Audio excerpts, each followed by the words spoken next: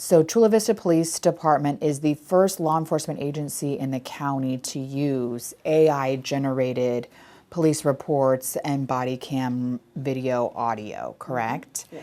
How did you learn about this and wanting to say, we got to get on board to do this? Well, we're always looking for ways to better serve our community. And as I started hearing about this, going to some of the conferences, I thought, it's a very novel idea, but how does it go into play? And with AI, it can be a little bit confusing to people, a little bit scary, and it was to me at first, but I have to tell you, it was the same way when we started with our Drone as First Responder program.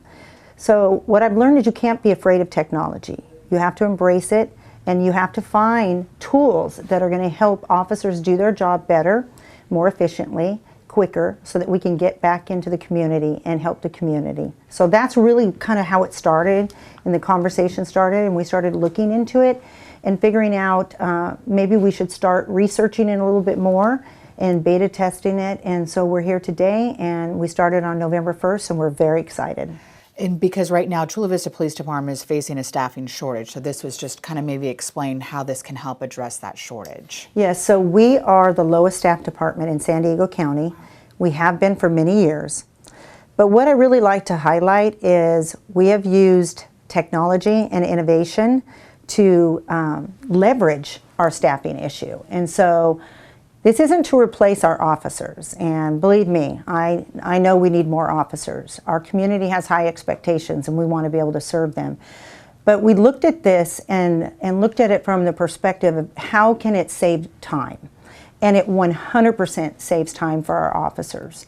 And what happens is they can take the audio from the body-worn camera, and it can summarize and create a report way quicker than it does to do it the manual way. So if that means that we can have all the safeguards in place and make sure that we're accountable and we're using the AI in the appropriate manner and get those officers back out on the street quicker to help our community, it's a win for everyone. Because when you think about how many reports does an officer do in a shift, how long do those written reports take versus now with Draft One? Right. So I can go back to my days, although that's a long time ago, right? I've been here for over 33 years. And report writing is probably one of the most difficult and challenging things. You can get stacked up and have 10 reports that are holding that you have to get to before you leave. This way, you're getting that information right after you were there on the call. And it's going to save you, we were estimating, and we'll have more information as we continue in the program, but we've been estimating usually 3 to 5 hours per shift. And think about what that means, if that means that officer is going to get back out on the street quicker. It's super important. So all those safeguards we have in place, and I really want the community to understand that this isn't something we just randomly went into. There's been a lot of research and a lot of efforts that have went into making certain that our policies are in play, safeguards are in play, and this is closed AI. And I think that's really important for people to understand the difference between like ChatGPT, which is open AI, and this is closed AI. And can you kind of explain what is closed AI? Yeah, so what that means is when the officer is out in the field, the officer will have their body-worn camera turned on. They're going to interview somebody who, let's say, was a victim of an auto theft. And it will take that body-worn camera audio. There's no pictures. It's not recording. It's not noticing that you're wearing a purple dress. It's not noticing, the color of someone's skin. It has no way of knowing that because it's taking the audio and transcribing that and summarizing that into a report. Then the officer needs to go back and do all their inserts and double check to make sure that there's enough information in there. They can add anything that they want to add in there. But it really isn't taking it from different sources. Like with ChatGPT, for instance, you can ask it to look up on the web and provide information about something from the web. And that could be right or wrong. That might not be accurate information. This is just taking the audio. So it's the officer's statements and the statements of either the suspect or the victim. Are there certain calls that AI is used and not used? Right now, as we've started, we've decided to use it for any of the calls. So as we continue with the program, if we determine that maybe it's better to only utilize it in certain calls, we would do that. But right now, we think it's going to be beneficial for all the calls that officers go to. Because, you know, you go to calls and you could be on one call that is a robbery, the next call could be domestic violence, the next call could be auto theft, the next call could be a horrific, terrible incident. So, you know, as I mentioned to you though, the responsibility and the onus in this is 100% on the officers. And then it goes through the audit trail and all the different levels of supervision that also see the reports. Yes, so kind of getting into the accountability and ethical policies and talking about the safeguards. As you were drafting these policies and putting them in place, what are, kind of talk about the safeguards, making sure that, you know, if officers, these checks and balances, because sometimes officers can be in a hurry, okay, I need to get on to the next call, I need to finish this. How can we make sure that this is the most accurate report that is going to be submitted? Yes, and so, for instance, they don't have to do the report right then and there. They could be going to 3 different calls and then decide they're going to go back and do their reports at that point. So you're not like in a position where you have to do the report right then and finish everything. You can come back in at the end of your shift and then start doing the reports as well. But like I said, it's closed AI. There are certain things in terms of, we saved the first draft, so the first draft is always saved, and there was a new law that just came out in October that required that. We're fully on board with that. We understand the importance of that. So the first draft would be saved. The officers aren't able to cut and paste unless they have all their inserts reviewed. So at the end of each paragraph, there's all these steps that go into place for accountability and for auditing trails. The officers will need to make certain that if they needed to add anything else, they would put it in there. If, for instance, it doesn't understand something, or maybe someone had an accent, or somebody kind of slurred their words as they were talking and it wasn't able to understand it, it would put an insert there that the officer will have to go back to. They cannot go on to the next paragraph without correcting that, right? So there's all these accountability and audit trails that are in place for the officers. Like I said, all the reports must go through a chain of command. So it's not just with the officer.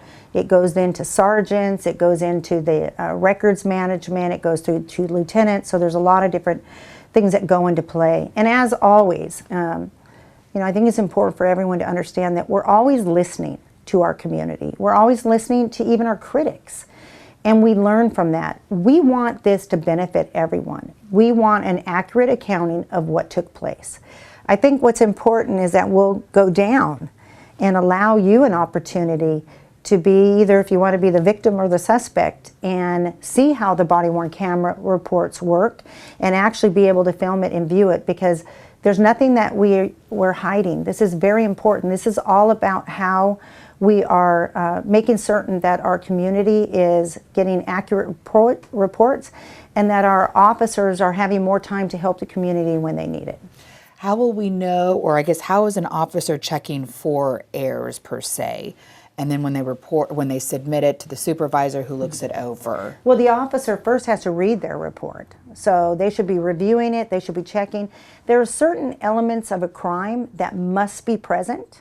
So for instance, when they do this report, and let's say it's an arrest report, then it's going to go to the watch commander to review, and it'll go to the sergeant, then it'll go to the watch commander. All those elements must be there. All those details need to be very specific. And as I mentioned, there'll be inserts in there that are required. And that's why it's so important for everyone to realize the onus is 100% on the officer to make sure that it is an accurate reflection of what took place. They have the ability to review the body-worn camera so that they can see it and make certain that everything is there. They have so many opportunities to safeguard all this information and make sure it's accurate. Super important. And for the critics that often make comments about, you know, hallucinations or different things that they think could be in these, here's the thing that I want everyone to remember. And for the defense attorneys, we fully expect when we go to court that any time that we're using an AI-generated report, there is going to be criticism, skepticism, and extra efforts in play. And for the judge and jury, all you have to do is show the body-worn camera video and be able to see for yourself whether or not that officer accurately depicted what took place. So I think that's safeguards that the community should feel comfortable about. It kind of adds another layer of safeguards for even the victim or the suspect, because we're just adding another tool out there that is documenting what has happened. I mean, you had your body-worn camera video, so you can watch that to see what happens. You have the officer as the witness per se, and then you now have this AI tool that can also. And I think from a transparency standpoint for either the victim or the suspects or the witnesses, everyone should feel much more comfortable knowing that the body-worn camera is evidence of what took place. And so that just, as I've been in law enforcement for many years, we didn't have tools like this years ago. This is, you can see it for yourself. And I think that should make people feel a lot more comfortable. And talking about the district attorney, I had reached out to them. They don't have a policy yet in their office when reports are submitted using AI. But have you worked with the DA's office, telling them this is what we're going to do? Have things changed? No, we've had meetings, but as I've mentioned before, it's new technology. A lot of people wait for one agency to be the one who kind of steps out front and does this, and we've been there before. Sometimes it's really great to be the first agency. Other times it can be very challenging to be the first agency.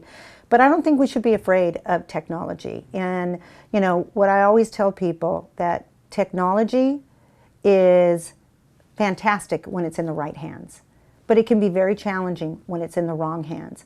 My goal is to make sure that we have the right hands utilizing technology. My hope is that the DA's office will see the value of this. They know that we're doing it. They're watching. We're going to be very, very careful how we utilize this. And like I said, we have policies in place. We have safeguards. I think that once the community has an opportunity to see for themselves that the door is open, you can see exactly what we're doing, I think they're going to be really impressed with what we're doing. Did you reach out to other agencies that were using Draft One? Yes, we've talked to many of the agencies, and there's a few that felt like it didn't benefit them to the level. It's not cheap. Okay, technology is expensive. I don't remember the amount of money that it was, but technology is expensive, and technology changes at very rapid paces. It can be very challenging. Some people aren't willing to invest in that. Some organizations are not the same size as our organization, and it might not benefit them as much. But from what I heard from the majority of agencies, it was a game changer for them. It was able to, the detectives have been extremely impressed with the ability of the officers' reports to improve, with more detail being added into the reports. They're able to get a summarized transcript. They're able to key in on particular things that are the elements of the crime when an investigator reviews the report. They're able to see where the evidence is. They're able to key into the areas, which is very helpful to them as they investigate multiple cases. So I think that everyone's going to see a real benefit from this. And I'm excited that we are the first in San Diego County. I believe others will be following shortly. And we'll look at things. We always make suggestions with any business that we're associated with to say, we think that this would be better, or this area is an area that I think we need to focus more on. Many of our officers were able to provide that beta tested the program, some ideas and some information. But I think overall this is going to be an amazing tool for us. And remember, officers don't have to use it. There are some officers who've been here for many years that get stuck kind of in, I've always done it this way, and they don't want to move out of their comfort zone. That's not a problem. I understand that. We have 65% of our organization has 10 years or less. They grew up with technology. Technology is expected. So this is really, it's going to be interesting for us to watch and see who uses it, who doesn't use it. What's the reason why somebody wouldn't use it? Is there anything that we need to do to make certain that the program is more beneficial? So, you know, this is new technology for us. Have other agencies in San Diego County or even outside of San Diego County reached out to you? Not yet. Since we just started with it, I think you might want to ask Sergeant Groton, who is the one who's really leading the program, and she may have had some phone calls, but I have not, but they're asking me questions. They're all kind of watching from the sidelines. What does that feel like? We're kind of used to it at Chula Vista. We're very well known for being innovators, and I think it's important. I am not a technology expert by any means, but I don't think as a leader, we talk about it, we call it future-proof. We need to be prepared for the future. You can't sit back and wait. I mean, look, we've been utilizing the drone program now since like 2016, 2017. We are part of the integrated pilot program in 2018, the only department in the United States that was approved to do this. And we created this program, and we have Live 911. We have all these technology tools that are super important for us to not replace officers, but to enhance what we're doing. And so I think it's important that you don't wait forever, because sometimes when some of these agencies wait too long, they're way behind the curve. I think my last question would be, before we go downstairs to really see how this works, I think will be really beneficial just to see it from like start to finish. But Chief, when we're thinking about the AI and officers using it and they submit this clean looking, polished report, you know, I've used it as a scripter to help me write my scripts as well, or getting feedback on my scripts. And so when you get it, this is professional, clean looking report. After a while, you know, 10 to 15 reports, how do we know that realistically officers won't lean on it too much without those checks and balances? Well, so each crime case is completely different. So you have to understand, this isn't so much about each report looking the same. And I don't think each report will look the same. And maybe today when you go through this, you'll have a better idea of that. It's going to talk about the elements of the crime. You know, that on such and such a date at such and such a time, I was sitting in my car in the parking lot when a man approached me from the left side and grabbed my purse and yanked it through the window.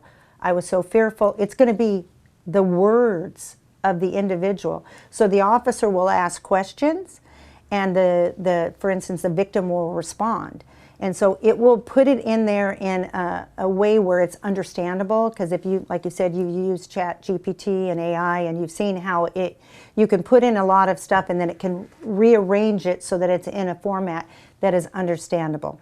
That's what I think you'll see today. It's not going to be that every single report will look the same. It's going to be based upon what happened. So a domestic violence report will be very different than a robbery report. So once you go through it, I think it'll make more sense to you. Okay. I think I was just talking about in the sense of, after a while using it so much and you realize, oh, this is really working. Mm-hmm. You know, you kind of just like, all right, you put it through, got your report done, and move on, without really just making sure that you're carefully reviewing the report to make sure it's as accurate as it says it is. Well, you have to remember that officers do reports many every single day, right? So in terms of the specifics and the detail, they get really good at that. And so, for instance, on a particular report, there might be a flow that you always do. And so you'll see that the first thing starts off with a synopsis, then it goes into evidence, is the category 2, then 3 is the narrative, okay? That's where everything that happened. And so for a drug-related arrest, they might all sound very similar, but with the facts in there. For domestic violence, it could be completely different. For a auto theft, they all sound very similar, except for the specifics related to the details of that auto theft. So these officers are very used to doing hundreds and hundreds and hundreds of reports. So, but the facts and the details are 100% their responsibility. And so if anybody chose to not be accurate in their reporting, the consequences are up to and including termination, because your credibility as an officer is everything. And so unfortunately throughout my career, I've seen people who've decided to just say, oh, I was going to go back and interview the person, but it was too late, so they made up something and they no longer are police officers. So we're very serious about this. This is not anything that we take lightly, and I have high expectations for my officers, and they know that. This is just a tool, and they should utilize it the right way, and if they don't, then we'll be having a different conversation. Thank you so much. Is there anything else that you wanted to add? Sometimes in transcription, what I noticed is that when I was doing it, sometimes I would say a word or a name and they would get it wrong. That was my responsibility as an officer to go back, double check everything and make sure that the name was accurate or the street name or whatever the case is. And so we've been doing transcription. We have what's called speak write, and some officers may still continue to transcribe their reports instead of utilizing draft one.